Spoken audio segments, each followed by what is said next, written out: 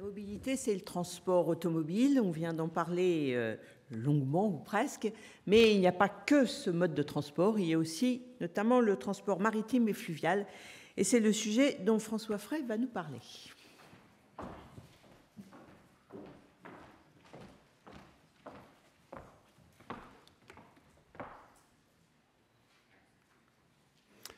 Vous êtes à La Rochelle depuis hier, vous êtes à 500 mètres de la plage depuis hier et on va enfin parler de transport en mer.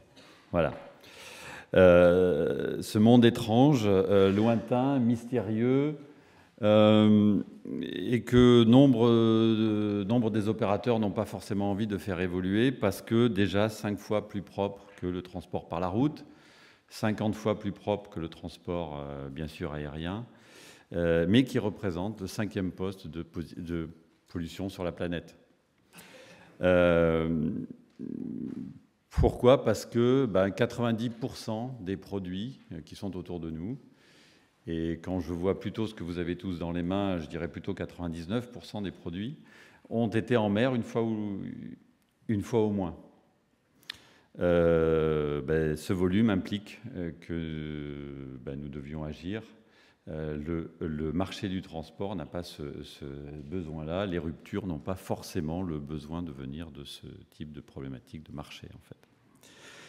Contrairement à ce que j'ai entendu hier, nous disposons aujourd'hui des moyens pour clôturer, tourner une page qui aura duré 1 siècle et demi, et 1 siècle et demi sur des temps paléolithiques qui ont aussi été abordés hier, c'est finalement très peu sur la vie de la race humaine. J'ai 10 minutes, donc je parlerai juste de la partie transport, énergie du programme Esprit de Velox, qui est effectivement un navire de recherche, grand bateau, orienté sur l'innovation, la résidence internationale de jeunes créateurs et les sciences du système Terre. C'est un ambassadeur à venir pour les enjeux visibles de l'environnement et de la diplomatie climatique. Hop. Nous venons de l'océan, les uns et les autres. Notre corps a la même composition chimique que l'eau de mer. Sans cet élément-là, nous disparaissons. C'est le plus emblématique et le plus fragile des milieux qui nous accueillent. C'est aussi le terrain idéal et le plus simple à aborder d'une certaine façon pour transformer et développer les solutions de transport.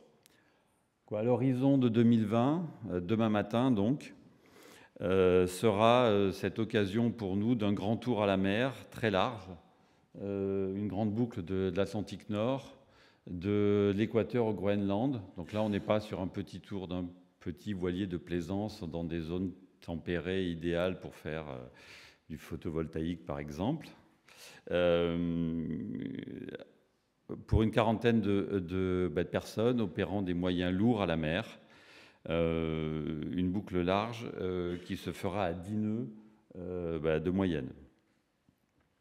De manière à réussir ce défi-là, nous avons choisi de regarder ensemble avec des spécialistes très larges, des architectes bien sûr, des ingénieurs inévitablement, des grands groupes, des start-up, des spécialistes de l'énergie et du transport, spécialistes des ENR, des EMR, du stockage, et de synthétiser avec eux ce qui est imaginable aujourd'hui avec ce qui existe. Nous avons une machine qui est en fait un smart grid isolé. Alors un smart grid, ça parle effectivement aux ingénieurs qui sont là.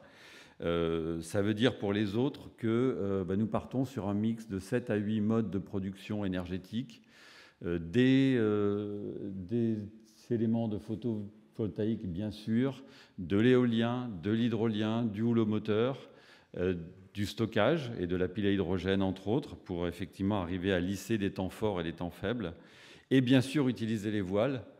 Le vent, il est gratuit, il est présent. Et les travaux en architecture que nous avons faits depuis 2 ans maintenant nous permettent de dire qu'avec un bateau lourd de 450 tonnes, dans 20 nœuds de vent réel, nous vaudrons une dizaine de nœuds à la voile. L'idée d'un navire autonome induit la mort de la prise électrique. Ça, c'est important aussi pour nous. Ça veut dire aussi que le travail qui est fait à bord est transposable dans d'autres sphères. Esprit de Velox, c'est la maille énergétique de l'île de Sein, qui n'a pas de lien continental au niveau énergétique. C'est aussi la maille de plusieurs petits villages de montagne. C'est aussi une zone urbaine. Produire plus et stocker mieux, ce sont des enjeux importants sur lesquels nous travaillons. Mais on l'a aussi entendu depuis hier, nous avons un enjeu à l'autre bout de la chaîne qui est celui de consommer moins, utiliser mieux. Et les travaux en architecture depuis 2 ans et demi nous ont permis, sur les projets de multicoques que nous travaillons actuellement, d'en être aujourd'hui à un stade où, avec la puissance d'un sèche-cheveux, nous faisons avancer 4,5 tonnes à 10 nœuds. C'est-à-dire la vitesse de croisière classique d'un petit bateau de transport qui fait du fret.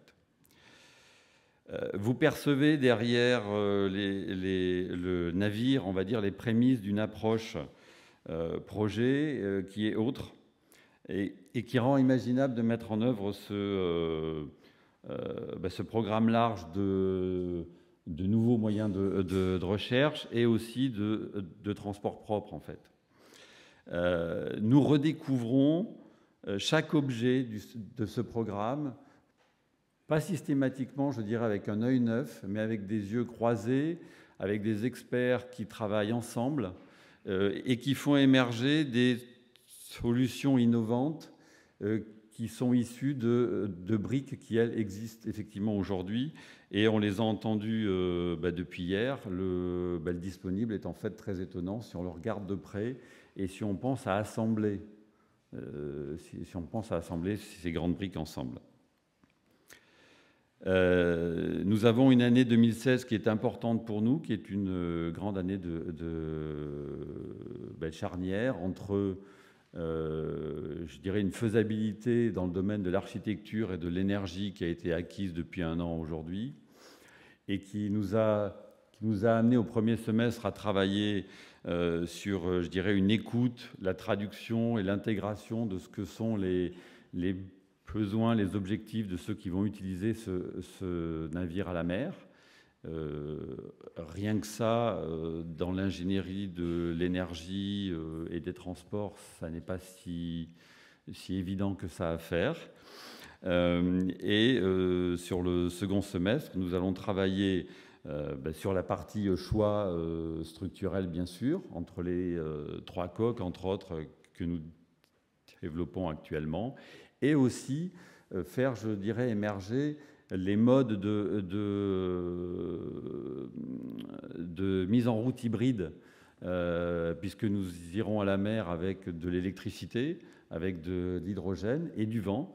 Et aujourd'hui, cette prise en compte triple est vraiment une friche où rien n'existe. En conclusion, je souhaiterais vous dire que notre expérience de 2 années de travail ici à La Rochelle sur ce programme ambitieux nous permet de dire, et je dirais aussi appuyé sur une grande expérience des industriels et des scientifiques qui sont autour du programme, que les blocages, s'ils existent dans le transport, que l'on appelle propre ou durable, sont des blocages qui ne sont pas liés aux briques effectivement elles-mêmes. Les briques existent, on a une boîte à outils. Nous avons la responsabilité de l'utiliser avec agilité aujourd'hui et nous sommes en capacité aujourd'hui de progressivement démoder le transport classique à la mer. Je vous remercie.